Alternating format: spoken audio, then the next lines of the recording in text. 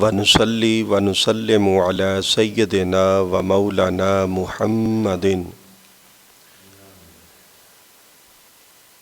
رسولہ الکریم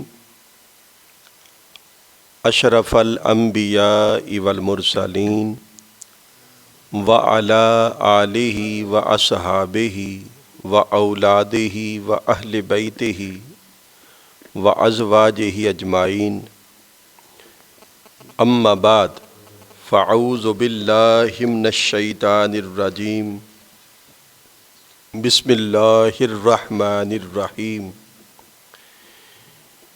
قال اللہ تبارک و تعالی فی القرآن المجید والفرقان الحمید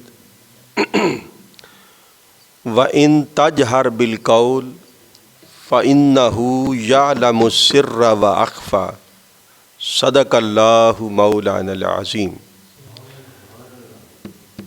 اس کی آواز نہیں ہے تو اس کو اٹھا دیں۔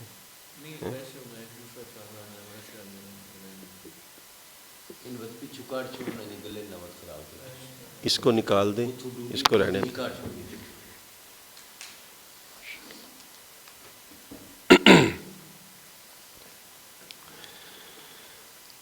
سب سے پہلے اللہ تعالیٰ کا شکر ہے کہ جس کی توفیق سے آج ماہانہ درس عرفان القرآن میں ہم سب موجود ہیں۔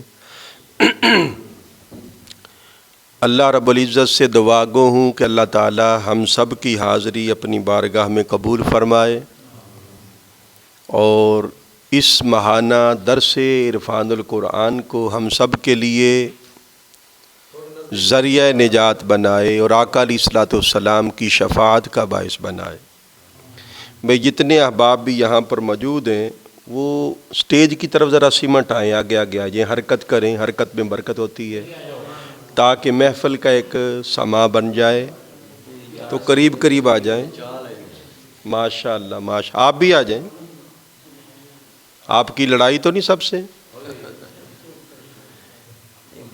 ماشاء اللہ، کوئی نہیں، اللہ خیر فرمائے گا، اللہ تعالی رحمت فرمائے۔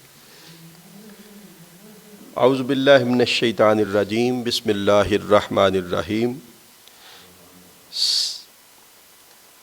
اللہ رب العزت کی بارگاہ میں دعا گو ہوں کہ اللہ تعالیٰ آپ سب کا مل بیٹھنا اپنی بارگاہ میں قبول فرمائے۔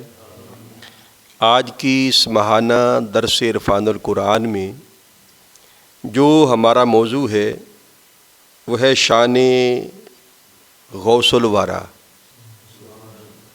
رضی اللہ تعالیٰ عنہ۔ حضور غوث پاک کی شان کے حوالے سے اس پر ہم بات کریں گے، پھر انشاءاللہ اینڈ پر وقت بچا کر ہم اس ماہ شعبان اور ماہ رمضان کے حوالے سے بھی کچھ عرض کریں گے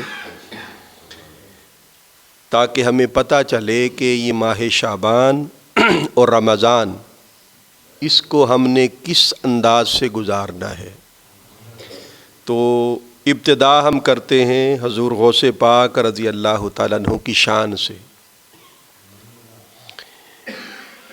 یہ بات سمجھ لیں کہ کوئی بھی ولی ہوتا ہے، ولی، ہر ولی اپنے نبی کی شان کا مظہر ہوتا ہے۔ ہر ولی اپنے نبی کی شان کا مظہر ہوتا ہے۔ جیسا نبی ہو، جس شان کا حامل نبی ہو، اسی شان کی جھلک اس کے ولی میں ہوتی ہے، اس کے ولی میں ہوتی ہے۔ تو ولی اپنے نبی کی شان کا بولیے کیا مظہر ہوتا ہے۔ بڑے بڑے نبی آئے اور ان کو بڑے بڑے ولی ملے، آصف برخیہ رضی اللہ تعالیٰ عنہ جیسے بھی ولی ملے جو پلک جھپکنے میں 900 میل کی مسافت سے تخت بلقیس اٹھا کر حاضر کر دیتے ہیں، ایسے بھی ملے، مگر حضور غوث پاک جیسا کائنات میں کوئی نہیں ہوا۔ کہ پوچھے وجہ کیا؟ اس کی وجہ یہ ہے کہ محمد مصطفیٰ صلی اللہ علیہ وسلم جیسا نبیوں میں کوئی نہیں ہوا۔ کیونکہ آقا علیہ السلام نبیوں میں بے مثل ہیں، نبیوں میں بے مثال ہیں، تو آپ ہی کی شان کی جھلک حضور غوث پاک میں ہے۔ اس لیے اللہ رب العزت نے حضور تاجدار کائنات صلی اللہ علیہ وسلم کو امام الانبیاء بنایا تو حضور غوث پاک کو امام الاولیاء بنایا۔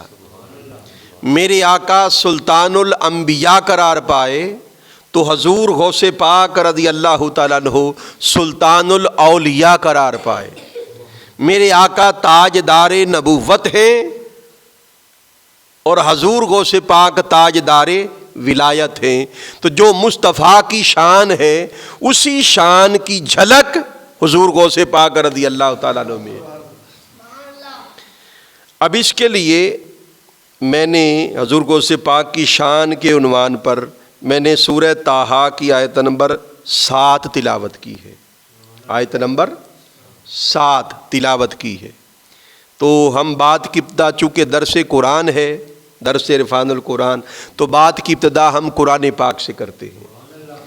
میں حضور غوث پاک کی شان کے ایک حصے کو موضوع بنا رہا ہوں کہ حضور غوث پاک کا مقام اور منصب یہ ہے کہ اللہ کے رازوں میں سے ایک راز ہے۔ حضور غوث پاک اللہ کے رازوں میں سے ایک راز ہیں۔ میری گفتگو کا فوکس اسی پر رہے گا کہ حضور غوث پاک اللہ کے رازوں میں سے ایک بہت بڑا راز ہے۔ اب اس حوالے سے میں نے قرآن پاک کی سورہ طٰہٰ کی آیت نمبر 7 تلاوت کی، جس میں اللہ نے اپنے رازوں ہی کا ذکر کیا ہے، اور اس میں بیان فرمایا وَإِن تَجْهَرْ بِالْقَوْلِ، کہ میرے بندو جب بھی تم کوئی بات ظاہر کرتے ہو بطریق جہر کہتے ہیں ظاہری شے کو، جو چیز واضح نظر آئے اس کو جہر کہتے ہیں۔ جس طرح امام صاحب جب قرات کرتے ہیں، ایک قرات جہری ہوتی ہے اور ایک خفی ہوتی ہے۔ تو جہر کا مطلب بآواز بلند تلاوت کرنا، اور خفی کا مطلب دل میں، جس طرح ظہر کی نماز میں تلاوت اور قرات ہوتی ہے۔ تو اللہ تعالیٰ نے فرمایا کہ میرے بندو جب تم کوئی بات جہرن کرتے ہو، کسی بات کو ظاہر کرتے ہو، تو اللہ تعالیٰ تمہارے اس جہر کو کیسے نہیں جانے گا؟ فَإِنَّهُ يَعْلَمُ السِّرَّ، وہ تو تمہارے ظاہر کے باطن کو بھی جانتا ہے، وہ تمہارے ظاہر کے باطن کو بھی جانتا ہے۔ وَأَخْفَى، اور جو بہت زیادہ پوشیدہ شے ہو، جو اخفا، خفا سے بھی آگے اخفا ہو، اللہ تعالیٰ تو اسے بھی جانتا ہے۔ کوئی بھی شے ہو تو ہر شے کا ایک ظاہر ہوتا ہے۔ کیا؟ ہر شے کا ایک ظاہر ہوتا ہے، اور اس ظاہر کو جہر کہا جاتا ہے۔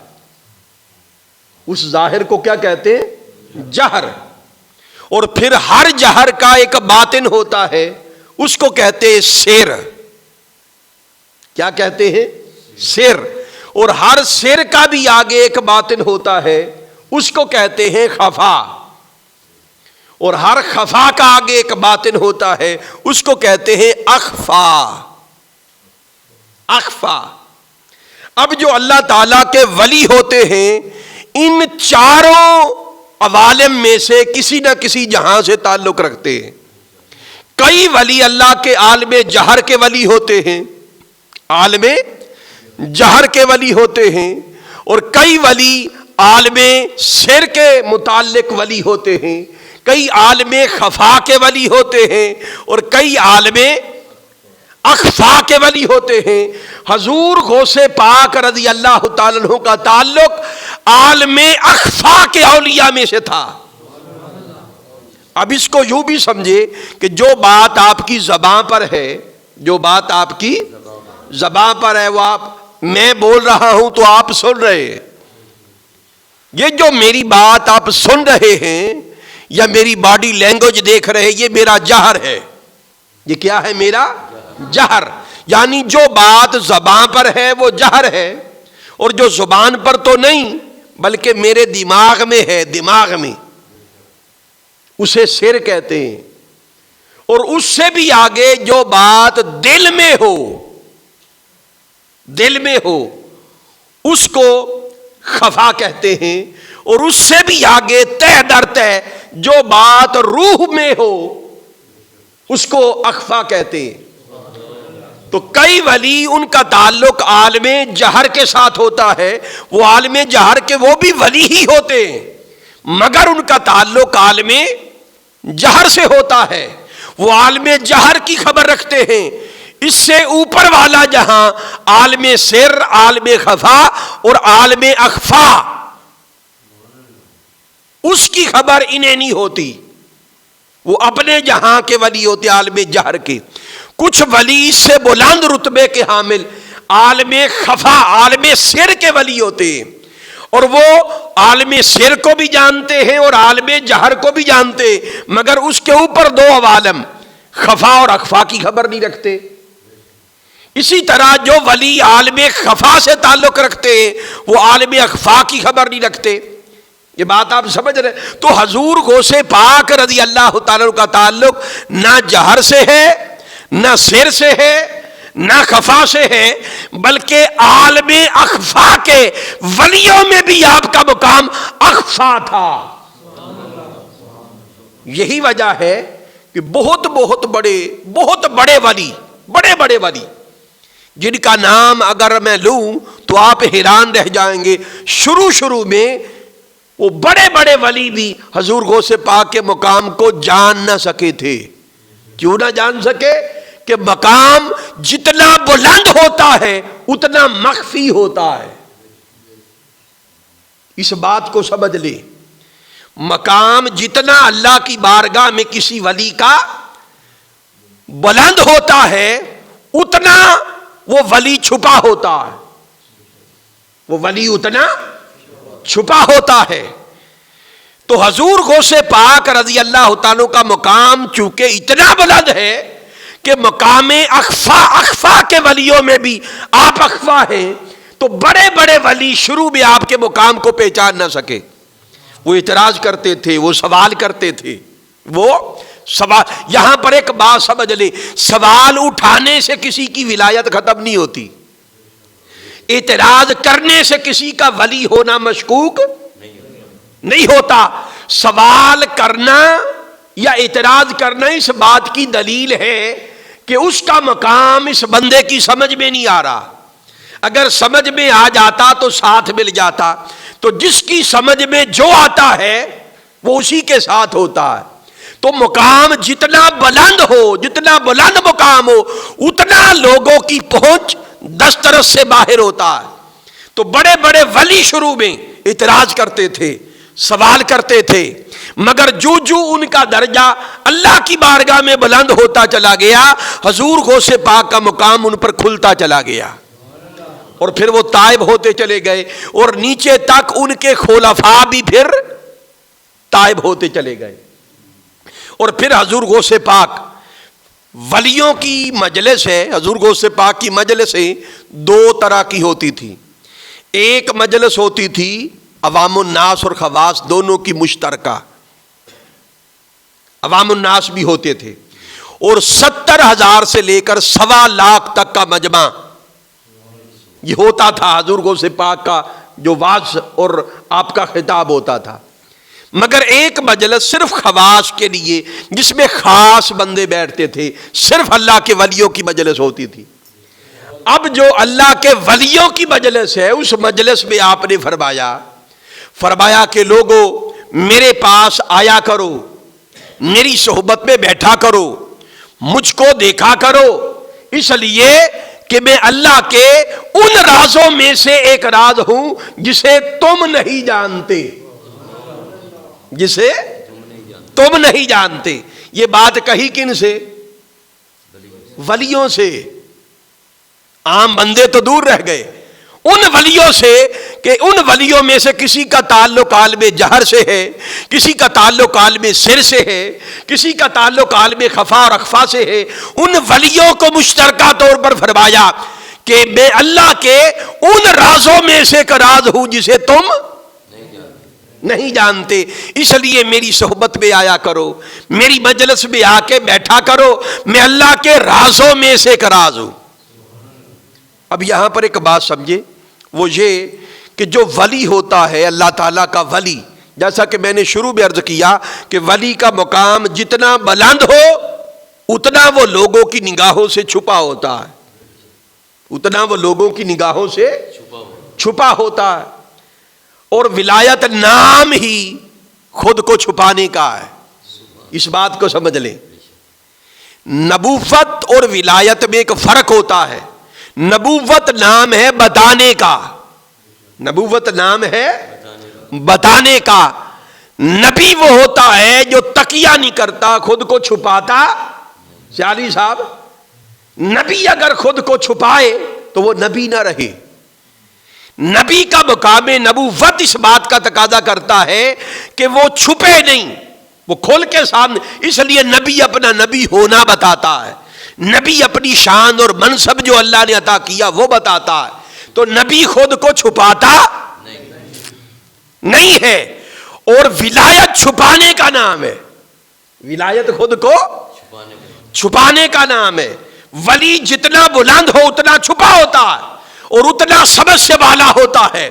اب جب اس اصول کو آپ سمجھ گئے کہ ولایت نام ہے چھپانے کا، ولایت نام ہے خود کو چھپانے کا، تو حضور غوث پاک ولی ہے یا نبی ہیں؟ ولی ہے۔ اور ولایت نام ہے خود کو چھپانے کا، تو پھر سوال یہ پیدا ہوتا ہے کہ جب آپ ولی ہیں اور ولی چھپانے کے مقام پر مامور ہوتا ہے، مگر آپ خود کا ہونا چھپاتے نہیں ہیں۔ کبھی کہتے ہیں کہ میں اللہ کے رازوں میں سے ایک راز ہوں، کبھی فرماتے قدمی حاذہ علی رکبۃ علی کل ولی اللہ، کہ میرا یہ قدم ہر ولی کی گردن پر ہے۔ اور کبھی فرماتے کہ لوگوں میری مجلس میں بیٹھا کرو، میرے پاس آیا کرو، اس لیے کہ میرے پاس طریقت کے کل جبے اور احوال میرے پاس اس طرح موجود ہے کہ جس طرح کھونٹی میں لٹکانے والے کپڑے ہوتے۔ کھونٹی سے مراد سیف الماریاں نہیں ہوتی ہمارے پاس، وہاں پر لباس پریس کر کے ہم لٹکا دیتے، رکھ لیتے، جب جی چاہے جون سا جی چاہے وہ لباس پہن لیتے۔ حسنین صاحب، ایسی بات ہے؟ جو چاہے اتار دیں، جو چاہے پہن لیں، اور اگر دل کرے تو اپنا لباس اتار کر انہی میں سے کسی کو گفٹ بھی کر دیں، ایسا ہے کہ نہیں؟ اور ہماری حالت تو یہ گفٹ کر کے پھر جھگڑا ہو جائے تو پھر واپس بھی لے لے، ایسی بات ہے حسنین صاحب؟ بعض دفعہ یہ بھی ہو جاتا ہے، جب لڑائی ہو جاتی ہے میں نے تمہیں یہ دیا تھا، یہ دیا تھا، وہ نکالو، ایسا ہے کہ نہیں؟ تو آپ حضور غوث پاک رضی اللہ تعالیٰ عنہ فرماتے ہیں کہ میرے پاس طریقت اور روحانیت کے احوال اور جبے اس طرح موجود ہے کہ جس طرح تم کھونٹی میں کپڑے لٹکاتے ہو اس طرح موجود ہے۔ میں جب چاہوں، جون سا چاہوں، جس لمحے چاہوں کوئی بھی احوال، کوئی بھی جبہ پہن لوں اور جس کو چاہوں عطا کر دوں اور جس سے چاہوں چھین لوں، واپس لے لوں۔ جو اہلی ہوتا تو پھر اس سے واپس لے لیا جاتا۔ یہ دنیاوی تحفوں میں نہیں ہوتا، یہ ولایت میں ہوتا ہے۔ اس کا مطلب یہ نہیں کہ آپ کہیں بھی علامہ صاحب آئے تھے، انہوں نے کہا کہ تحفے کا جو اہل نہ اس سے واپس لے لو، یہ ان تحفوں کی بات نہیں ہو رہی، ان تحفوں کی بات نہیں ہو رہی۔ یہ روحانیت کے جبے امانت ہوتے ہیں، روحانیت ایک امانت ہوتی ہے۔ تو فرماتے ہیں کہ میں جب چاہوں جیسا چاہوں لباس ان احوال میں سے جو چاہوں پہن لوں اور جس کو چاہوں جو حال چاہوں عطا کر دوں اور جس کا چاہوں روک لوں، واپس لے لوں۔ اس کا مطلب تو یہ جو ساری باتیں آپ سن رہے ہیں، تو حضور غوث پاک خود کو چھپاتے کیوں نہیں ہے جب ولی ہے؟ سوال یہ اٹھتا ہے کہ جب ولی ہے تو خود کو چھپاتے کیوں نہیں ہیں؟ اب اس کا جواب سن لیجئے، اس کی وجہ سن لیجئے۔ اس کی وجہ یہ ہے کہ آپ ہیں تو وجہ خود بیان کرتے ہیں، فرمایا لکل ولی اللہ لہ قدم، کہ ہر ولی کے لیے ایک قدم ہوتا ہے، ہر ولی کے لیے ایک قدم ہوتا ہے، وہ قدم اس کے لیے راہ منزل ہوتا ہے، وہ قدم اس کے لیے راہ منزل اور منزل کی طرف اشارہ ہوتا ہے۔ ہر قدم، جس قدم پر کوئی بھی ولی چلتا ہے وہ آگے کسی نہ کسی ولی کا قدم ہوتا ہے، وہ آگے کسی نہ کسی ولی کا قدم ہوتا ہے، تو ہر ولی کے لیے قدم ہے۔ فرمایا وقدمی علی قدم النبیشن، مگر میں جس قدم پر چلتا ہوں وہ کسی ولی کا قدم نہیں ہے، وہ نبی کا قدم ہے۔ سبحان اللہ، میں براہ راست قدم نبوی کی پیروی کرتا ہوں۔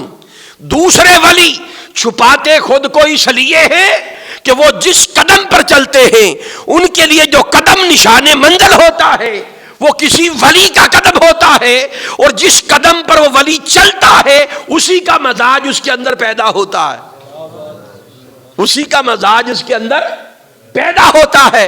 اور آپ چلتے ہیں قدم نبوی پر، قدم النبیشن، میں جس قدم پر چلتا ہوں وہ نبی کا قدم ہے، اس لیے جس قدم پر کوئی چلے اسی کا مزاج اس کی ولایت میں آتا ہے۔ اور آپ نبی کی قدم پر چلتے ہیں ولی مگر مزاج نبوت والا ہے، مزاج نبوت والا ہے، اس لیے ہر نبی خود کو چھپاتا ہے، ہر نبی خود کو، ہر ولی خود کو چھپاتا ہے، ہر ولی خود کو چھپاتا ہے، مگر حضور غوث پاک کا مزاج چونکہ براہ راست نبوت سے ہے، ولی ہو کر مزاج نبوت کا رکھتے ہیں، اس لیے خود کو چھپاتے نہیں ہیں۔ اس لیے فرماتے کہ لوگوں میرے پاس آیا کرو۔ فرمایا میں کسی کو کچھ نہیں دیتا، حضور غوث پاک اپنی بات فرما رہے، فرمایا میں کسی کو کچھ نہیں دیتا جب تک دیا نہ جاؤں، جب تک دیا نہ جاؤں، اور میں کسی سے کچھ نہیں کہتا کہ جب تک میں کہلایا نہ جاؤں۔ جب مجھے کہا جاتا ہے یہ کہہ دے تو میں کہہ دیتا ہوں، اور جب مجھے حکم ہوتا ہے کہ یہ دے دے تو میں دے دیتا ہوں۔ تو کسی کو کچھ نہیں دیتا جب تک دیا نہ جاؤں، جب تک دیا نہ جاؤں۔ تو اس سے پتہ یہ چلا یہ باتیں بھی جب آپ کرتے ہیں اپنے نفس کو راضی کرنے کے لیے نہیں، اپنے نفس کو راضی کرنے کے لیے نہیں، بلکہ اللہ کے حکم کے مطابق، اللہ کے حکم کے مطابق جو بات ادھر سے القا ہوتی ہے، جو بات ادھر سے القا، وحی اور الہام میں فرق ہوتا ہے۔ کیا؟ وحی اور الہام میں فرق ہوتا ہے۔ الہام ولیوں کے لیے بھی ہوتا ہے، وحی صرف نبیوں کے لیے ہوتی ہے، وحی صرف نبیوں کے لیے ہوتی ہے، اور الہام یہ ولیوں کے لیے بھی ہوتا ہے، ولیوں کے لیے۔ اب اس کی میں تفصیلات میں نہیں جاتا تو پھر یہ ایک نیا کٹا کھل جائے گا، تو بہرحال میں یہیں پر رک جاتا ہوں کہ حضور غوث پاک نے جو کہا، جو فرمایا، اپنی مرضی سے نہیں، اپنے نفس کی خوشی کے طور پر نہیں، جو ہے وہ بیان کر دیا، جو ہے وہ بیان کر دیا۔ تو اللہ کے رازوں میں سے ایک راز ہے، اللہ کے رازوں میں سے ایک راز ہیں۔ بہت بڑے امام ہیں، امام یافعی رحمت اللہ تعالی علیہ۔ یہ لقب جو میں نے شروع میں بھی بولا، غوث الورا، سنتے رہتے ہیں نا، غوث الورا، یہ لقب کس نے آپ کو دیا ہے؟ ہمارا ذہن یہ بن گیا کہ شاید آپ کے مریدوں نے دیا ہے، شاید آپ کے سلسلے کے خلفاء نے دیا ہے، اس طرح کے یہ جو ٹائٹل، جس طرح ہم اپنے پیروں کے لیے بول دیتے ہیں، ہماری عادت یہ ہے جو ہمارا پیر ہے یا جو ہمارا رہبر و رہنما ہے ہم بڑھا چڑھا کے اس کو لقب دیتے ہیں کہ جیسے یہ فری میں مل رہے ہیں، جیسے یہ بس جس کو چاہے اٹھا کے دے دیں، کسی کو غوث الوقت بنا دے، کسی کو قطب عالم بنا دے، کسی کو جو بنا دے۔ ہاں ہوتا ہے کہ نہیں؟ مرید اکثر ایسا کرتے رہتے۔ تو جب مرید اپنے شیخ کی تعریف کرے تو مزہ نہیں ہے، مگر جب وہ تعریف کرے کہ جو علم میں اتھارٹی ہے، جو شریعت کے علوم میں منبع ماخذ کے طور پر جانا جائے، جس کی بات کو دین کا اصول کہا جائے، جب ایسی شخصیت بات کرے جو مرید بھی نہ ہو، جب وہ کہے تو پھر کچھ ہے، پھر کچھ ہے۔ اب سنیے، امام یافعی رحمت اللہ تعالی علیہ حضور کی امت کے بہت بڑے امام ہیں۔ بھئی توجہ کریں، آقا علیہ السلام کی امت کے بہت بڑے امام، اور ہر کوئی ان کے علم کی گہرائی کو جانتا ہے، اور اصول کے امام ہیں۔ ان کی بات کو اصول میں لیا جاتا ہے، ان کی بات کو اصول میں لیا جاتا ہے۔ وہ بیان فرماتے امام یافعی رحمت اللہ علیہ۔ دیکھیں نا، اللہ امام حجر اسقلانی رحمت اللہ تعالی علیہ، ہم اہل سنت میں امام حجر اسقلانی کا نام اس طرح ہے کہ جیسے سورج چمک رہا ہو، ہر کوئی ان سے استفادہ کرتا ہے۔ اور امام حجر اسقلانی رحمت اللہ علیہ امام یافعی کے اقوال نقل کرتے ہیں، یعنی اتنا بلند مقام ہے امام یافعی رحمت اللہ تعالی علیہ کا۔ تو جب وہ بولے تو پھر کچھ ہے۔ اب امام یافعی رحمت اللہ علیہ، اس کو امام حجر اسقلانی نے بھی اپنے طرق اور اسانید میں بیان کیا۔ امام یافعی کا یہ قول ایک شعر ہے حضور غوث پاک کی منقبت میں، انہوں نے ایک شعر بولا، یعنی یہ صوفیاء کے طبقے سے اس طرح تعلق نہیں رکھتے کہ ان کے خلفاء میں سے ہو یا ان کے طریق میں سے ہو، یہ بڑی اہل علم شخصیت ہے۔ جب انہوں نے تحقیق کی حضور غوث پاک کی شخصیت پر اور آپ کے مقام پر تحقیق کی، تو بے ساختہ پکار اٹھے۔ یہ غوث الورا کا ٹائٹل سب سے پہلے امام یافعی رحمت اللہ علیہ نے آپ کو دیا، اور ان سے سن کر پھر ولیوں نے اپنایا، پھر ولیوں نے غوث الورا کہا۔ یعنی ولیوں نے بعد میں آپ کو غوث الورا کہا، پہلے امام یافعی رحمت اللہ علیہ نے کہا۔ اب وہ شعر سنیے جو وہ بولتے تھے اور ولی بھی جھوم جاتے تھے۔ آپ نے فرمایا، غوث الورا غیث الندا۔ غوث الورا کہتے زمانے کے غوث کو، کل زمانے کے غوث کو۔ اور پھر جب ورا آگے یا آ گئی تو یہ تثنیہ کا صیغہ بن گیا، تو یعنی دونوں جہانوں کا غوث، دونوں جہانوں کا غوث۔ وہ کہتے غوث الورا غیث الندا۔ غیث الندا کا مطلب کیا کہ صرف ان کو دل سے بھی پکارو۔ ایک ہوتی ہے صدا اور ایک ہوتی ہے ندا۔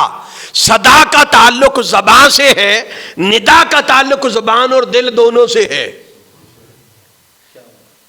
تو کہتے غیث الندا، یہ وہ غوث ہے صرف دل سے بھی پکارو تو مدد کے لیے آ جاتے۔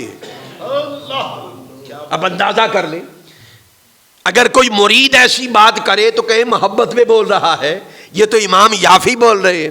کہتے غوث الورا غیث الندا نور الہدا۔ پھر آگے فرماتے ہیں نور الہدا، غوث الورا غیث الندا نور الہدا بدر الدجا شمس الضحا بلع الورا۔ اندازہ کر لیں۔ اب ان کے حوالے سے ایک دو واقعات میرے ذہن میں آ رہے ہیں، توجہ ہے؟ اس کے بعد پھر ہم اگلے حصے کی طرف آ جائیں گے۔ تو وہ سنیے کہ ایک بار شیخ حماد دباغ رحمت اللہ تعالی، بلند پایا اولیاء اللہ میں سے ہے، بلند پایا اولیاء اللہ میں سے، ان کا علاقہ تھا اور ان کا ایک مرید تھا۔ کیا؟ ان کا مرید۔ اب وہ تجارت کے لیے کہیں پر جانے لگا، تجارت کا مال اسباب اس نے جمع کیا، تجارت کا مال اسباب جمع کر کے، جس طرح ان دنوں میں تجارت کا یہی طریق تھا کہ مال اسباب جمع کر کے قافلے کی شکل میں کسی اور علاقے میں جا کر اس کو فروخت کر دیتے تھے۔ اب جانے لگے تو کیا ہوا، خیال آیا کہ میں اپنے شیخ سے، حماد دباغ رحمت اللہ تعالی علیہ، ان کا نام حضور شیخ غوث پاک کے شیوخ میں بھی آتا ہے، یعنی ان کے مقام کی ثقافت سمجھیے۔ اب ان کی بارگاہ میں وہ مرید آ گیا، وہ تاجر، عرض کیا حضور دعا دیں، برکت کی دعا کر دیں، میں مال تجارت فلاں علاقے کی طرف لے کے جا رہا ہوں، سفر پر نکل رہا ہوں، تو دعا فرما دیں۔ آپ نے فرمایا بیٹے مت جاؤ۔ کیا فرمایا سیالوی صاحب؟ بیٹے مت جاؤ، تیری تقدیر میں لکھا ہوا ہے، میں نے دیکھ لیا ہے، تیری تقدیر میں ہے کہ تو سفر پر جب جائے گا تو آتے یا جاتے ہوئے راستے میں ڈاکہ پڑے گا اور تو لوٹ لیا جائے گا اور پھر قتل کر دیا جائے گا۔ اب اس سے بچنے کا ایک ہی طریقہ ہے جو میں نے تیری تقدیر میں دیکھا ہے کہ اگر تو سفر نہ کرے تو پھر تیری بچت ہو جائے گی۔ اب یہ گھبرا گیا واپس چلا گیا۔ اب چونکہ مال اسباب اس نے خرید لیا تھا تو خیال آیا کہ حضور غوث پاک کی بارگاہ میں چلتے ہیں، چلو ان سے بھی ذرا پوچھ لیتے ہیں۔ ہمارے جوانوں کا بھی یہی حال ہے نا کہ بڑوں سے مشورہ کرتے ہیں، اگر تو وہ کہہ دے پتر ٹھیک ہے، وہ کہتے ہیں مشورہ ہو گیا، اگر روک ٹوک کر دے تو پھر مرضی اپنی کرتے ہیں۔ ایسا ہی ہے سیالوی صاحب ہنس پڑے، لگتا ہے آپ کے ساتھ ایسا تو نہیں ہوتا یا آپ خود کرتے رہے ہیں؟ اچھا، اللہ تعالیٰ آپ کو برکت عطا فرمائے۔ تو ایسا ہوتا ہے، مرضی اپنی کرنی ہے، مشورے کے طور پر ٹھیک ہے، مشورے میں بات آ گئی پازیٹو تو ٹھیک ہے، اگر نہ تو پھر بھی اپنی مرضی کر دی۔ اب خیال آیا اتنا نقصان ہو جائے گا، کیا کروں؟ تو خیال چلو حضور غوث پاک کی بارگاہ میں جاتے ہیں، حضور غوث پاک کی بارگاہ میں جاتے ہیں۔ اب ادھر چلے گئے، عرض کیا حضور، مرید ان کا تھا شیخ حماد دباغ رحمت اللہ علیہ کا، اب ادھر سے چونکہ انکار ہو گیا کہ نقصان ہوگا، اب یہ ادھر آ گیا اور ادھر آ کر عرض کرنے لگا حضور سفر پر جانا چاہتا ہوں، دعا دیں۔ فرمایا بیٹے چلے جاؤ۔ وہ حیران رہ گیا کہ وہ بھی اللہ کے ولی، یہ بھی اللہ کے ولی، وہ روک رہے ہیں نقصان ہو جائے گا، تو یہ کہہ رہے ہیں کہ جاؤ۔ عرض کیا حضور میرے شیخ نے کہا نقصان ہو جائے گا۔ فرمایا میں ضمانت دیتا ہوں کوئی نقصان نہیں ہوگا، جاؤ، منافع سمیت واپس آؤ گے۔ یہ خوش ہو گیا، جب ضمانت مل گئی خوش ہو گیا۔ اب یہ خوشی خوشی سامان تجارت لے کے چلا، جب سارا مال اسباب بیچ دیا اور منافع لے کر واپس آ رہا تھا تو راستے میں ایک سرائے تھا ہوٹل قیام گاہ، وہاں پر اس نے کھانا کھایا اپنے اہل قافلہ کے ساتھ، وہاں پر ایک رات رکا سویا۔ اب وہ خواب میں دیکھتا ہے کہ واقعی ڈاکہ پڑ گیا ہے، اس کا مال و اسباب لوٹ لیا گیا اور خواب کے اندر ہی اس کو قتل کر دیا گیا۔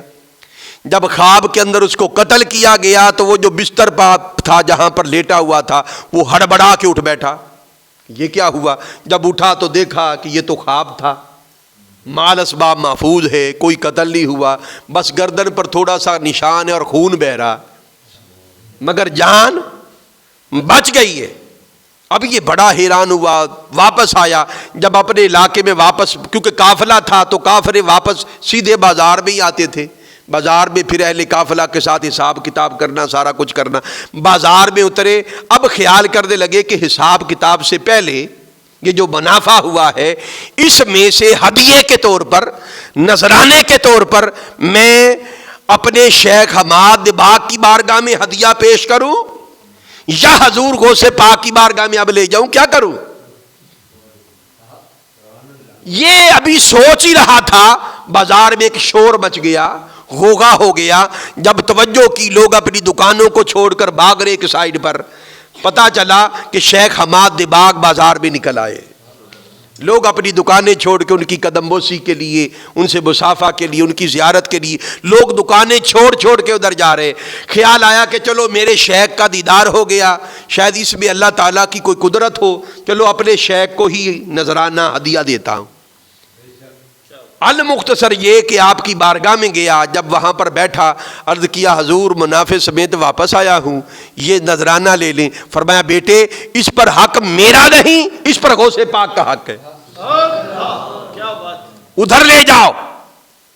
فرمایا جو میرا اختیار تھا میں نے وہ کیا، جو میں نے کہا وہ تیری تقدیر تھی، یہ حضور غوث پاک کا مقام ہے کہ تیری تقدیر کو بدلتے خواب کر دیا ہے، اللہ کی بارگاہ سے بدلوا کے خواب بھی بدل بدل دیا ہے، یہ ان کا منصب ہے، یہ ان کی طاقت اور اختیار ہے، لہذا اب اس پر حق میرا نہیں، ان کی بارگاہ میں لے جا، ان کا بنتا۔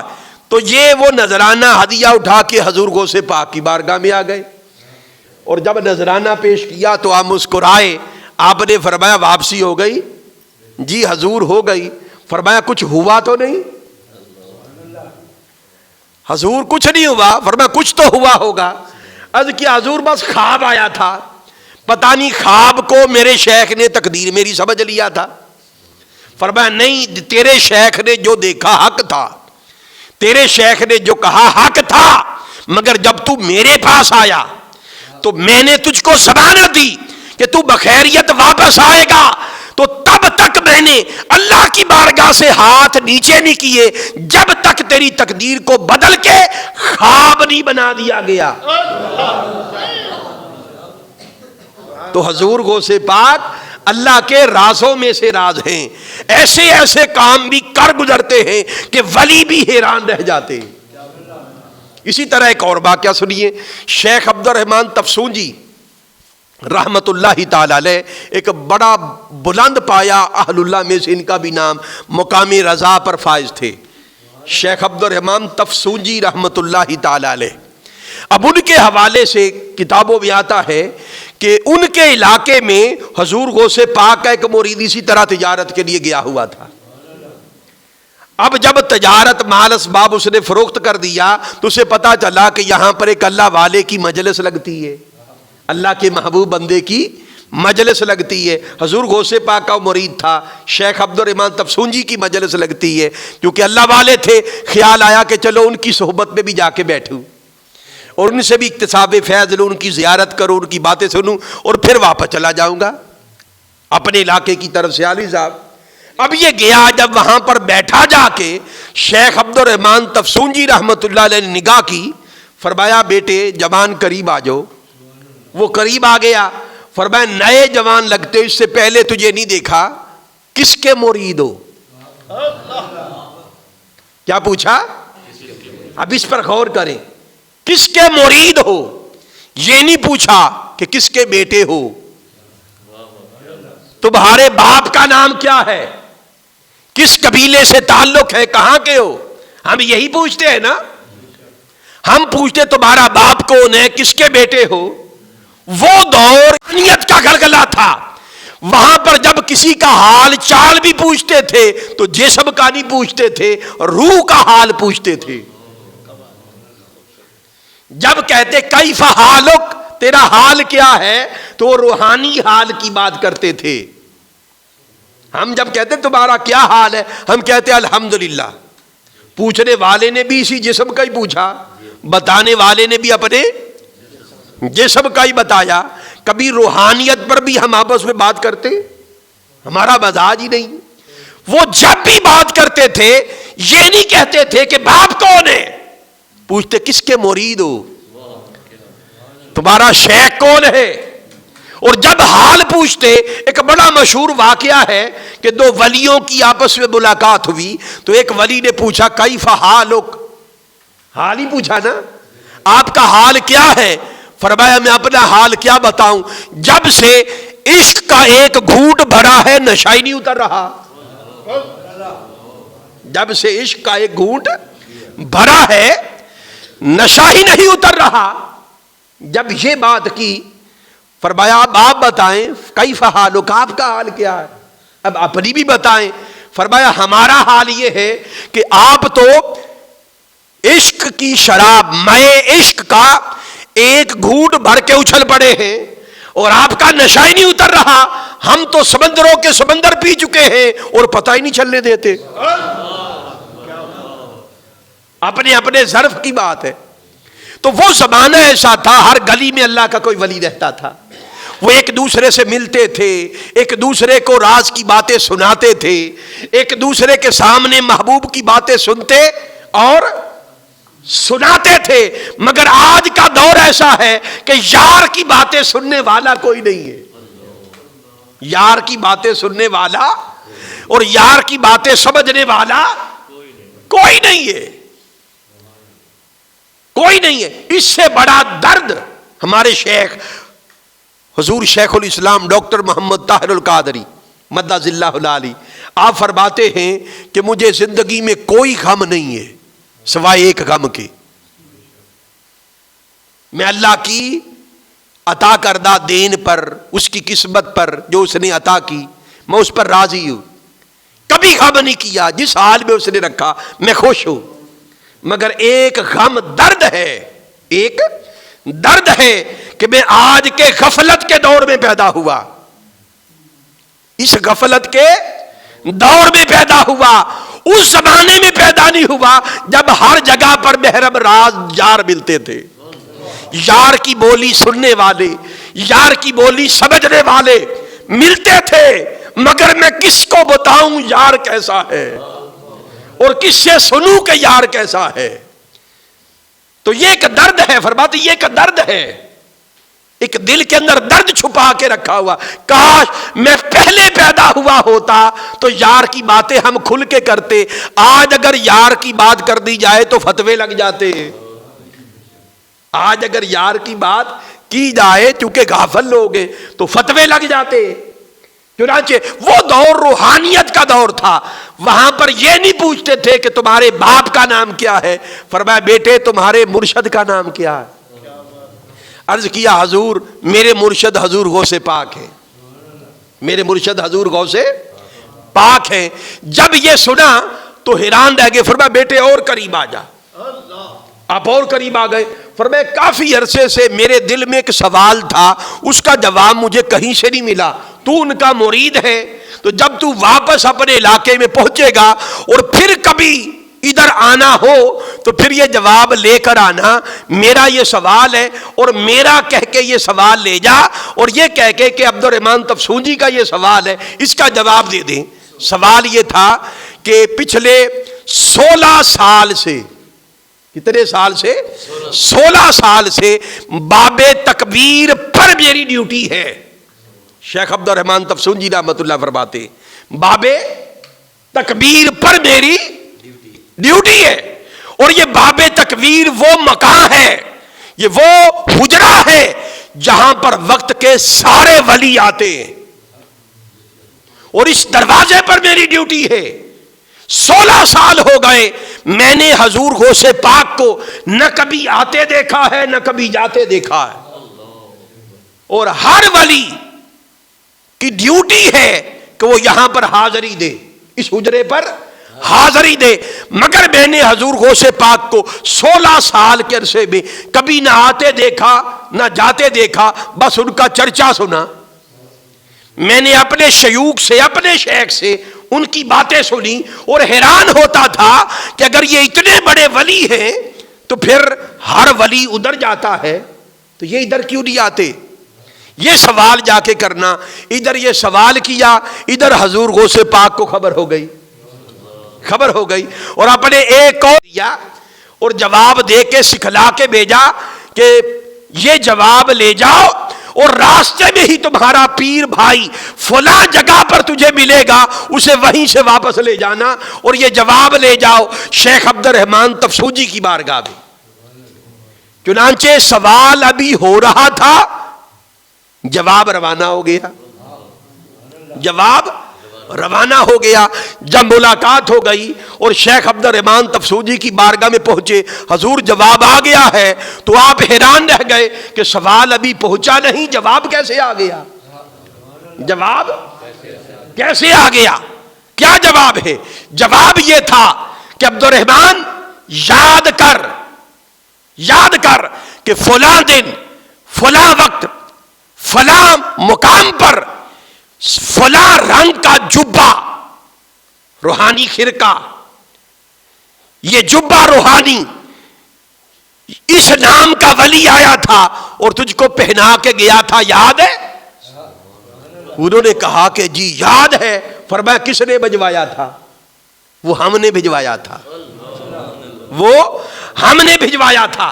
فرمایا کہ جائے عبد الرحمن یاد کر کہ جب تو حج کے لیے گیا تھا اور کعبہ کے سامنے، باب ملتزم کے سامنے 30 ولیوں کی جماعت تجھے ملی تھی، اور 4 رنگ کے خرقے اور جبے ولایت کے تجھ کو پہنا گئے تھے، یاد ہے؟ انہوں نے کہا جی یاد ہے۔ فرمایا کس نے بھیجے تھے؟ وہ ہم ہی نے بھیجے تھے، وہ ہم ہی نے بھیجے تھے، ہم نے بھیجے تھے۔ اور فرمایا اے عبد الرحمن تو وہ جو حجرہ ولیوں کی آمد کی جگہ ہے، تو اس حجرے کے دروازے پر کھڑا ہوتا ہے، باب تکبیر پر کھڑا ہوتا ہے، دروازے پر کھڑا ہوتا ہے۔ ارے دروازے پر باہر کھڑے ہونے والے کو کیا خبر کہ اندر کون بیٹھا ہے؟ اس کو کیا خبر کہ اندر کون بیٹھا ہے؟ فرمایا یہ جو سارے ولی آتے ہیں، آتے کس کے پاس ہیں؟ ادھر کرنے کے آتے ہیں، کس کے پاس آتے ہیں؟ فرمایا ہمارے پاس آتے ہیں، اور ہمارے آنے جانے کا راستہ یہ نہیں ہے جدھر تو کھڑا ہے۔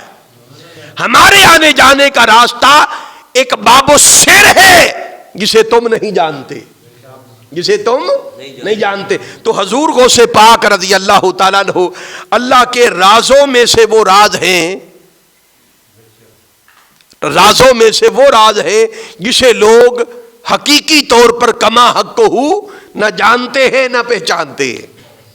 بس آپ کے مقام کی باتیں سنتے ہیں اور لوگ حیران ہوتے ہیں کہ یہ مقام حضور غوث پاک رضی اللہ تعالیٰ عنہ کا۔ ٹھیک ہے، اب حضور غوث پاک کی تعلیمات کی طرف تھوڑا سا جاتے ہیں، پھر اگلے حصے کی طرف آتے ہیں۔ ٹھیک ہے جی سیالوی صاحب، اب اگلی بات سنیے کہ یہ مہینہ چونکہ شعبان کا مہینہ ہے، کیا؟ شعبان کا مہینہ، اور اگلا مہینہ رمضان کا، اور آقا علیہ السلام نے فرمایا کہ شعبان و شہری، شعبان کا مہینہ میرا مہینہ ہے، شعبان کا مہینہ فرمایا میرا مہینہ ہے، اور رمضان شہر اللہ، وہ اللہ کا مہینہ ہے، وہ اللہ کا مہینہ اور یہ میرا مہینہ۔ اس مہینے کو کیوں فرمایا میرا مہینہ؟ کہ آقا علیہ السلام رمضان کی تیاری شعبان کے مہینے میں شروع کر دیتے تھے، رمضان کی تیاری شعبان کے مہینے میں شروع کر دیتے تھے۔ فرمایا میرا مہینہ ہے اور رمضان اللہ کا مہینہ ہے۔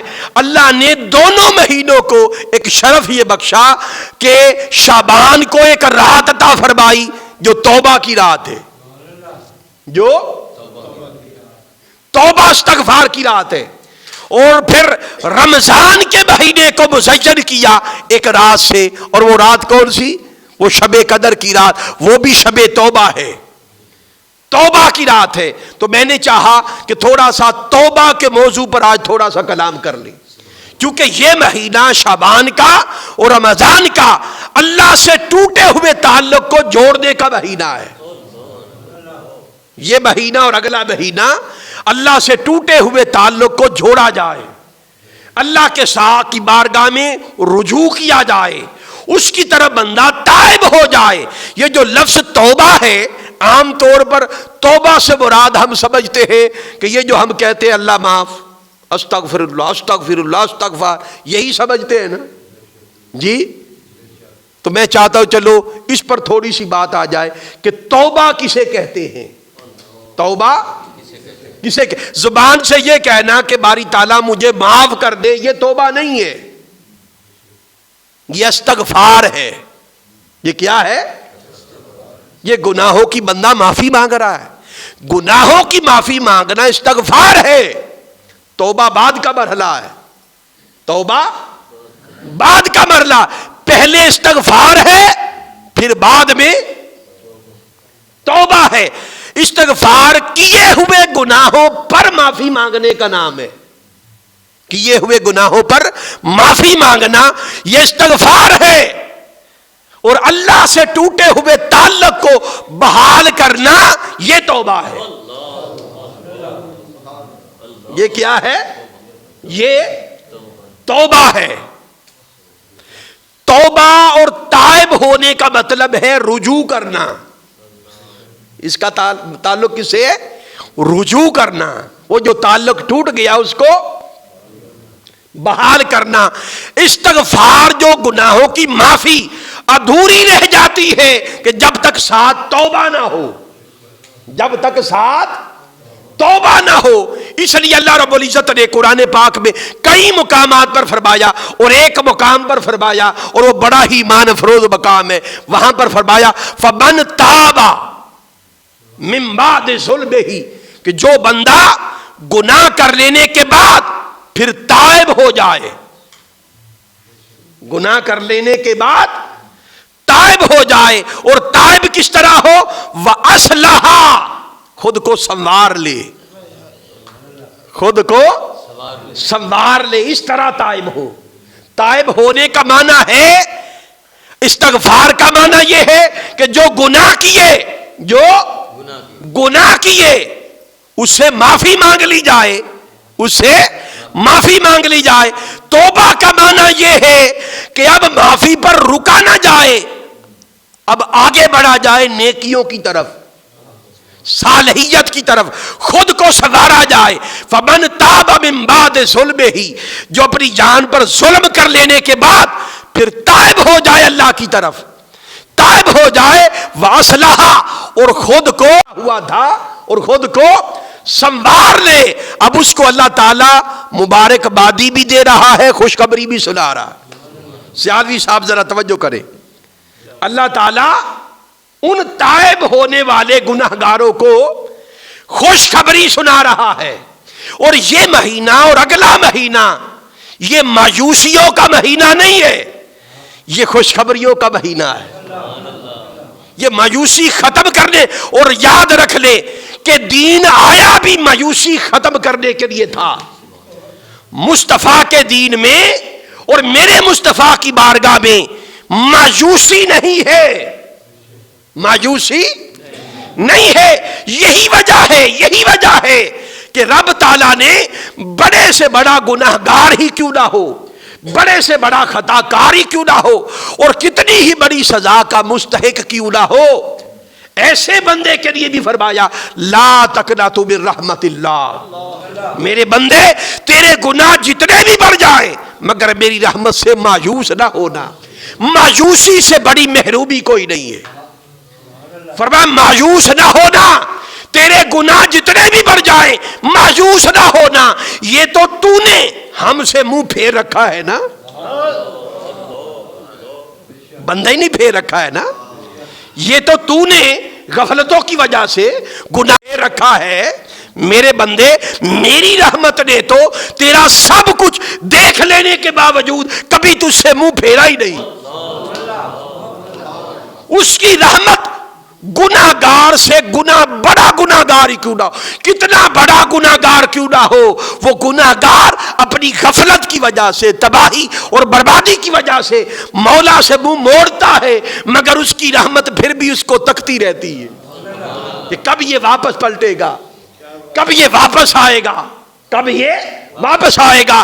اس لیے فرمائے میرے بندے تو کتنی ہی بڑی سزا کا مستحق کیوں نہ ہو مگر مایوس نہ ہونا, مایوس نہ ہونا. تو نے منہ پھیرا ہے تو ہم سے, ہم نے تو کبھی منہ نہیں پھیرا.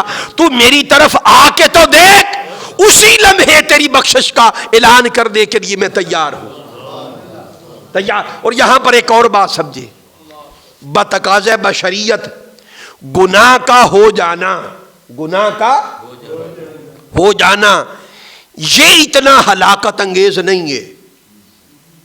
اس سے بڑی ہلاکت ایک چیز ہے, وہ سمجھے. گناہ کا ہو جانا اتنا ہلاکت انگیز نہیں ہے جتنا گناہ کر کے توبہ نہ کرنا ہلاکت انگیز ہے. قرآن پاک میں اللہ نے ایک مقام پر فرمایا من لم یتب فاولئک هم الظالمون, میرا وہ بندہ جو گناہ کرے اور توبہ نہ کرے, جو گناہ کرے اور توبہ نہ کرے, تو فرمایا فاولئک هم الظالمون, حقیقت میں تو ظالم نافرمان وہ ہے. اللہ کی بارگاہ میں حقیقت میں ظالم کون ہے کہ جو توبہ نہ کرے, جو توبہ نہ کرے وہ ظالم. اب دیکھیں نا, گناہگاروں میں سے, کیا گناہگاروں میں سے اللہ نے ان کو گناہگاروں کی لسٹ میں نہیں رکھا کہ جو توبہ کرنے والے, ظالموں گناہگاروں کی لسٹ میں ان کو نہیں رکھا کہ جو توبہ کرنے والے ہیں، توبہ کرنے والوں میں کو ان میں سے نکالا، اور جو توبہ کے بغیر رہے فرمایا اصلاً ظالم تو یہ ہے، حقیقتاً ظالم تو یہ ہے۔ پھر اسی طرح آقا علیہ السلام کی حدیث مبارکہ ہے، اب وہ جو خوشخبری ہے گناہگاروں کو، خطا کاروں کو، وہ بھی میں آپ کو دیتا ہوں، وہ بھی دیتا ہوں۔ خوشخبری کیا ہے؟ حدیث مبارکہ سنیے، آقا علیہ السلام نے فرمایا، حدیث مبارکہ بھی آتا ہے کہ گناہوں سے توبہ کرنا، حضرت ابو ہریرہ بیان فرماتے التائب من الذنب کمن لا ذنب لہ، جو اپنے گناہ سے توبہ کر لیتا ہے وہ اسی طرح ہو جاتا ہے جیسے اس نے گناہ کیا ہی نہ ہو، جیسے اس نے گناہ کیا ہی نہ ہو، وہ اس طرح گناہوں سے پاک ہو جاتا ہے۔ اور پھر حدیث مبارکہ ہے بخاری میں، مسلم میں، الحاکم للمستدرک میں، الحاکم مستدرک میں بیان فرماتے ہیں، امام حاکم بیان فرماتے ہیں، آقا علیہ السلام نے بیان فرمایا کل ابن آدم خطائین۔ اس بات کو سمجھے، فرمایا آدم کے سارے بیٹے، کیا فرمایا؟ آدم کے سارے بیٹے خطاوار ہیں، آدم کے سارے بیٹے خطاوار ہیں، خطاوار۔ ہر بندہ اپنی اپنی روحانی سطح پر خطا کا پتلا ہے، ہر بندہ۔ کوئی گناہگار ہو، عام بندہ کلمہ گو ہو، اس کے گناہ اور نوعیت کے ہیں، کوئی صالح ہو تو اس کے گناہ اور نوعیت کے ہیں، کوئی اللہ کا مقرب بندہ ہو تو اس کے گناہ۔ اور اس کو یوں سمجھیے، دیکھیں نا، اگر کپڑا سیادی صاحب میلا کچیلا ہو، میلا کچیلا گدلا، میلا کچیلا میل سے ہٹا ہوا کپڑا ہو، اور اس پر تھوڑا سا ایک نشان اور لگ جائے، نظر آئے گا؟ جی کوئی بڑا سا لگے گا تو پھر پتہ چلے گا کہ ہے۔ ایسی بات ہے، یہ گناہگاروں کا حال ہے۔ یہ کیا ہے؟ چھوٹے چھوٹے گناہ، چھوٹی چھوٹی خطائیں انہیں پتہ ہی نہیں چلتا، وہ تو جب بڑا گناہ ہوتا پھر پتہ چلتا کہ ہائے ہائے میں نے یہ گناہ کر لیا۔ لیکن اگر کپڑا صاف شفاف ہو، ستھرا اجلا کپڑا ہو، صاف شفاف، اس پر تھوڑا سا بھی نشان دبا لگ جائے تو صاف نظر آتا ہے کہ نہیں؟ ایسی بات ہے۔ یہ حال ہے اللہ کے مقربین بندوں کا کہ وہ چھوٹے چھوٹے نشانات جو عام بندے کو نظر نہیں آتے، ان کی خطائیں وہ ہیں، ان کی خطائیں وہ ہیں، بڑے بڑے گناہ ہیں۔ تو آقا نے فرمایا آدم کا ہر بیٹا اپنے روحانی منصب کے اعتبار سے خطاوار ہے، خطاوار ہے، مگر ساتھ فرمایا خیر الخطائین التوابین، مگر اللہ کی بارگاہ میں بہترین گناہگار ہے، گناہگار مگر اس کو بہترین اللہ کہہ رہا ہے۔ گناہگاروں میں بہترین خطاوار اور بہترین گناہگار وہ ہے جو توبہ کرنے والے ہیں، جو توبہ کرنے والے ہیں۔ تو توبہ کرنے والوں کو اللہ کہہ رہا ہے کہ یہ بہترین ہیں، یہ بہترین ہیں، اور جو توبہ نہیں کرتے فرمایا یہ ظالم ہیں۔ اور توبہ کرنے والوں کو اللہ تعالیٰ نے وہ جو آیا مبارکہ میں نے شروع میں تلاوت کی، ایک خوشخبری سنا رہا ہے، اور یہ خوشخبری ایسی ہے کہ جنت بھی اس کے سامنے ہیچ ہے۔ جنت کیا شے ہے وہ سنیے، فرمایا جو اپنی جان پر ظلم کر لینے کے بعد تائب ہو جائے، واصلحات، اور خود کو سنوار لے، خود کو سنوار لے، ان کے لیے بشارت، خوشخبری، مبارکبادی یہ ہے فَإِنَّ اللَّهَ يَتُوبُ عَلَيْهِ، وہ بندہ اللہ کی طرف توبہ کرتا ہے، اسی لمحے اللہ بندے کی طرف توبہ کرتا ہے۔ اب توبہ کا معنی اگر معافی مانگنا ہو تو کیا اللہ معافی مانگتا ہے؟ جی کیا اللہ معافی مانگتا؟ فَإِنَّ اللَّهَ يَتُوبُ عَلَيْهِ، فمن تابا، جو اللہ کی طرف تائب ہو اور اپنی اصلاح کر لے تو اللہ انعام کے طور پر خود اس بندے کی طرف تائب ہو جاتا ہے۔ تائب اور توبہ کا معنی ہے اللہ کی طرف رجوع کرنا، اللہ کی طرف رجوع کرنا. بندے کی توبہ، بندہ تائب ہوتا ہے طلب مغفرت کے لیے، طلب بخشش کے لیے، جھولی پھیلاتا ہے کہ اللہ تعالیٰ اپنی رضا اور بخشش سے میری جھولی بھر دے. تو بندے کی توبہ طلب مغفرت کا تائب ہونا بندے کی طرف اس کی جھولی بھرنے کے لیے. جب بندہ تائب ہوتا ہے تو پھر اللہ اس بندے کی طرف تائب ہو جاتا ہے. بندہ جھولی پھیلاتا ہے، یہ اس کی توبہ ہے، اللہ جھولی بندے کی بھر دیتا ہے، یہ اللہ کی توبہ ہے. فَإِنَّ اللَّهَ يَتُوبُ عَلَيْهِ. اور اس سے بڑا انعام کوئی نہیں کہ اللہ تعالیٰ بندے کی جھولی بھر دے، بندے کی جھولی بھر دے. اور آخر میں ایک بات، ایک واقعہ میرے ذہن میں آ رہا ہے، اس کے بعد میں پھر اجازت چاہوں گا. بھائی توجہ ہے، وہ سنیے. بڑا ایمان افروز واقعہ کہ اللہ کو توبہ کرنے سے کتنی محبت ہے. اس کی رحمت ہر لمحے تکتی رہتی ہے کہ میرے گناہ گار بندے اب آ جا، اب آ جا، اب آ جا. اس کا دروازہ رحمت کا، بخشش کا ہر وقت کھلا رہتا ہے. دنیا داروں سے مانگے، دنیا داروں سے مانگے تو اس کا ایک وقت ہوتا ہے. ایسی بات ہے. اگر ایک سوال کریں تو دوسرا سوال کرنے میں فاصلہ بھی ہوتا ہے. جھجکتے ہیں کہ بھئی پہلے بھی کچھ مانگا تھا پھر مانگ لوں. ایسا ہے کہ نہیں؟ پھر جو صاحب جی جن سے سوال کرنا ہے پھر اس کے موڈ کو بھی دیکھنا پڑتا ہے کہ ان کا موڈ ہے تو پھر بات کریں. موڈ دیکھ کر بات کرتے ہیں. صاحب جی آئے ہیں تھکے ہوئے ہیں، چلو پھر آ جائیں گے. ابھی کل ہی سوال کیا تھا اب جھجک رہے. ایسا ہی ہے نا؟ ایسا ہی ہے نا؟ جب مانگتے ہیں تو دنیا دار لوگ مانگنے والوں کو پسند بھی نہیں کرتے. ایک بار مانگے، دوسری بار مانگے تو وہ غصہ کر جاتا ہے. مگر اللہ وہ ہے ہر سخی مانگنے والوں کو ناپسند کرتا ہے.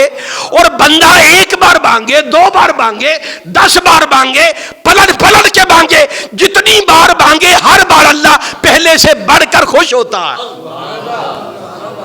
پہلے سے بڑھ کر وہ مانگنے والوں پر خوش ہوتا ہے. وہ کہتا ہے مانگنے والوں کا بھلا ہو، مانگنے والوں کا بھلا ہو. اور پھر دوسروں کے پاس جائیں تو وقت کی پابندی ہوتی ہے، موڈ دیکھا جاتا ہے. مگر اللہ کی بخشش اور رحمت کی بارگاہ وہ ہے، شام کو جاؤ تو در کھلا ملے گا، دن کو جاؤ، رات کی خلوتوں میں جاؤ، جس لمحے بھی اس کی رحمت کا دروازہ کھٹکھٹاؤ اسی لمحے جواب آئے گا، اسی لمحے جواب آئے گا. تو اللہ کو کتنا پسند ہے بندے کا توبہ کرنا. یہاں تک کہ حدیث مبارکہ ہے کہ آقا نے فرمایا کہ کوئی نیکوکار ہو، عبادت گزار ہو، اس کے سجدے میں اللہ کو اتنا مزہ نہیں آتا جتنا گناہ گار کی توبہ میں مزہ آتا. جی جی کئی مناقب ہے توبہ کرنے والوں کے لیے، کئی شانیں اللہ نے بیان کی ہے توبہ کرنے والے گناہ گاروں کے لیے، توبہ کرنے والے گناہ گاروں کے لیے. اب اللہ کو توبہ کرنا کتنا پسند ہے، کتنا محبوب ہے، اب وہ ذرا سنیے. کتابوں میں آتا ہے ایک شخص ہے، اس کے بعد میں بات کو کلوز کر لوں گا. کتابوں میں آتا ہے کہ ایک شخص تھا، وہ صحرا کے سفر پر اونٹ پر نکلا، اور صحرا میں آپ جانتے دور دور تک ریت ہی ریت ہوتی ہے، اور ایک ایک مہینہ، کئی مہینے پانی کی بوند بھی نظر نہیں آتی. تو سخت گرمی کا موسم تھا، وہ سفر پر تھا، پانی کی چھاگلیں ساتھ تھی، خورد و نوش کا سامان کھانے پینے کا ساتھ تھا. تو چلتے چلتے سخت گرمی کا موسم تھا، اچانک ایک درخت نظر آیا.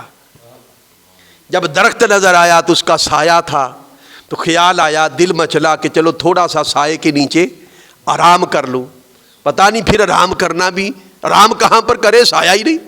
وہ سایہ مل گیا، چلو آرام کر. اونٹ کو باندھا، سائے کے نیچے جیسے ہی لیٹا، جسم تھک کے چور ہوا پڑا تھا، تو نیند آ گئی. جیسے ہی آنکھ کھلی تو اونٹ غائب، آنکھ کھلی اونٹ غائب. اب اس صحرا کے اندر اونٹ گم ہو جائے جس پر پانی بھی ہے، کھانے پینے کا سامان تو چلو چھوڑے، پانی کے بغیر گزارا ہے. اب خیال آیا کہ اب اونٹ دور دور تک نگاہ کی، ادھر ادھر بھاگا دوڑا، ادھر پھر سائے میں آ کے بیٹھ گیا. اب اس کو نظر آنے لگا کہ اب میری موت ہے، اب میری موت ہے. جب موت کا یاد کیا تو مولا یاد آیا. اس نے کہا کہ پتہ نہیں اب کب موت آئے, ایک دن جیوں, 2 دن بغیر پانی کے جیوں, یہاں تو مہینے مہینے پانی نہیں ملتا, کہ چلو ابھی سے مولا کی طرف رجوع کرتا, مولا کی بارگاہ میں توبہ کرتا ہوں. زندگی کی ساری کوتاہیاں یاد آ گئیں, غفلتیں یاد آ گئیں, وہ مولا کی طرف رجوع میں آ گیا, تائب ہو گیا, اور آنکھیں بند ہیں, ندامت کے آنسو بہ رہے ہیں. عرض کیا مولا ساری زندگی دنیا کی محبت, دنیا کا حرص, دنیا کا لالچ مجھے لے ڈوبا, کبھی تجھ کو یاد نہیں کیا. اب موت کا وقت قریب ہے, نہ جانے کتنے دن جیوں. مولا میں تیرا گنہگار بندہ ہوں, شرمسار ہوں, اور اس حال میں تیری طرف رجوع کر رہا ہوں. مولا پھر بھی تیرا بندہ ہوں, تیرا بندہ ہوں. وہ رو پڑا, روتا رہا. روتے روتے اچانک جب اس کی آنکھ کھلی تو وہ سواری اونٹ سامنے کھڑا ہے, سامنے کھڑا. جب اس کو اونٹ نظر آیا تو جان میں جان بھی آئی کہ جان بچ گئی, جان بچ گئی. وہ اتنا خوش ہوا, اللہ پر اتنا خوش ہوا کہ ابھی میں نے توبہ کی, اللہ نے کرم کر دیا. آج تک میں غافل رہا. وہ پھر دھاڑے مار کے رو پڑا, اور رو کر اللہ کی بارگاہ میں ملتجی ہوا, کہنے لگا واہ مولا, اے میرے رب, اے مولا, اللہم انت عبدی وانا ربک, واہ مولا تو میرا بندہ ہے اور میں تیرا رب ہوں. الٹ کہہ گیا. کیا کہہ گیا؟ خوشی میں اللہ پر راضی اتنا ہوا, یہ بھی بھول گیا کہ لفظ ادھر ادھر ہو گئے, اسے پتہ ہی نہیں چل. کہنا یہ تھا کہ اللہم انت ربی وانا عبدک, مولا تو میرا رب ہے اور میں تیرا بندہ.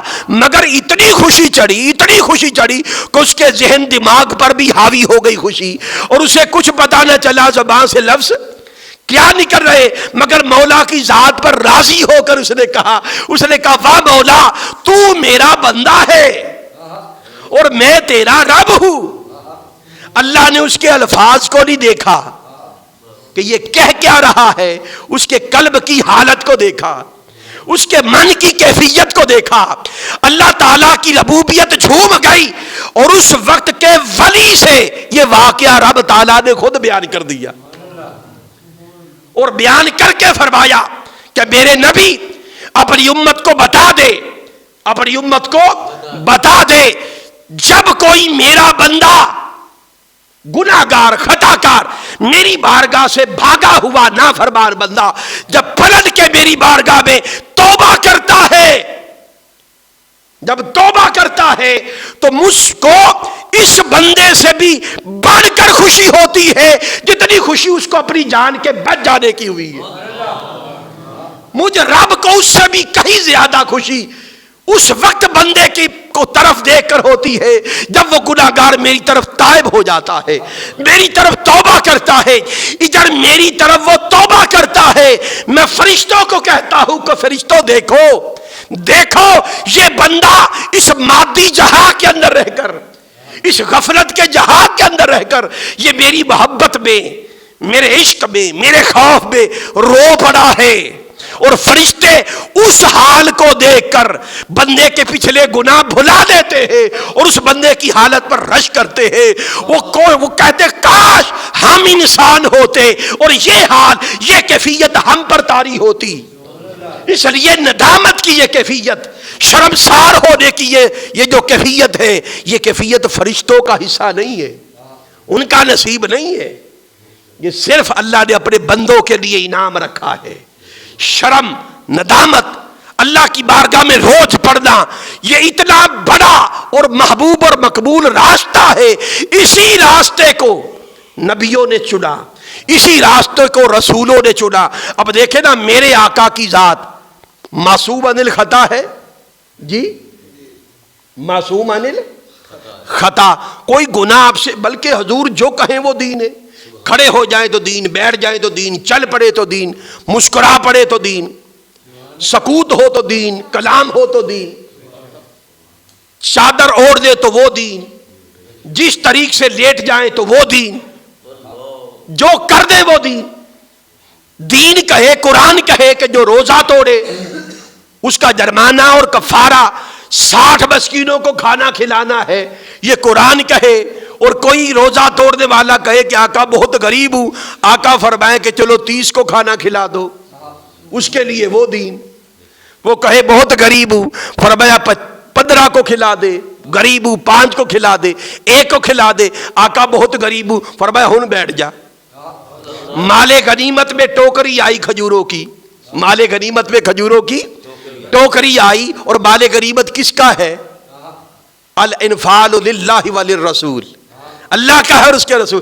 مال فرمایا میرا ہے، تو لے جا اور غریبوں میں تقسیم کر دے، یہ تیرا کفارہ ہے۔ عرض کرنے لگا آقا غریب کو تلاش کروں؟ فرمایا ہاں۔ عرض کیا آقا مجھ سے بڑا بھی کوئی غریب ہے؟ تو آقا کھل کے مسکرائے، اور آقا نے مسکرا کے فرمایا کہ ٹھیک ہے مال میرا ہے، تو لے لے، خود بھی کھا بچوں کو بھی کھلا، یہی تیرا کفارہ ہے۔